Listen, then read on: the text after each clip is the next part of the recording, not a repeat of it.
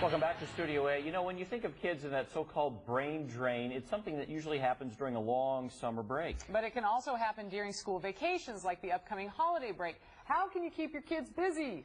Joining us in Studio A here, Tutor Doctor of Waukesha County, Rade Gratton, and her daughter Mason. Welcome to you both. What is Tutor Doctor in a nutshell? We are a multinational franchise that specializes in one-on-one tutoring in the home. So we go to them. We follow the school curriculums.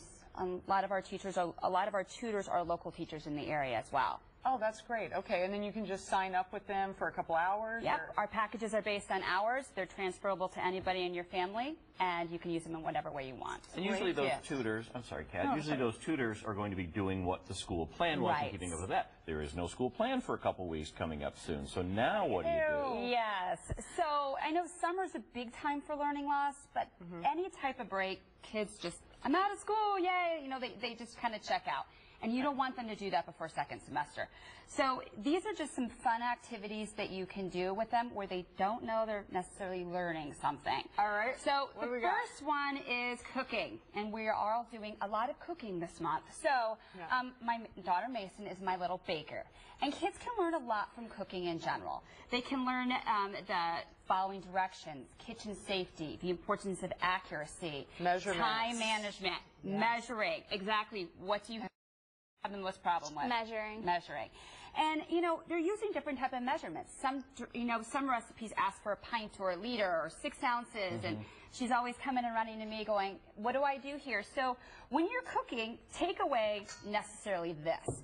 If it asks for, you know, a quarter cup, you know, ask them how many tablespoons is a quarter cup. Oh, man, now you're really making them think. That's the point. And then, okay, so it's a cup and a half. Pull out these and ask them, how many ways can we make a cup and a half?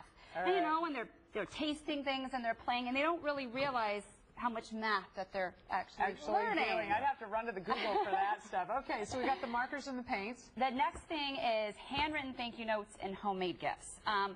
In the day and age of text messages and emails, when was the last time you got a handwritten note? And to me, handwritten notes, someone took the time to sit down to write something.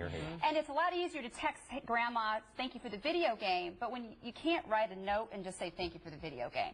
So really, when kids are writing handwritten notes, they're learning the art of good manners and gratitude. They're pausing between sentences. They're thinking, okay, what else do I need to say here? They're practicing their handwriting. So for older kids, go get them some nice stationery. But for younger kids, let them use their fine motor skills, their creativity. Have them make their thank you cards. So when they send them to their grandparents, they could put it on the refrigerator and have a gift. They love it. You're right. That's such great advice, because penmanship in kids today, Mason, no offense to you and your friends, is much worse than it was when it was ours, because they don't teach it like we did. No, it's all keyboard. We got about 45 seconds left. What's here? Reading. Always promote reading. Most of what we tutor is math, writing, language arts, and reading. And at the holiday times, there's so many times to curl up together with your family and read. Maybe pick a culture.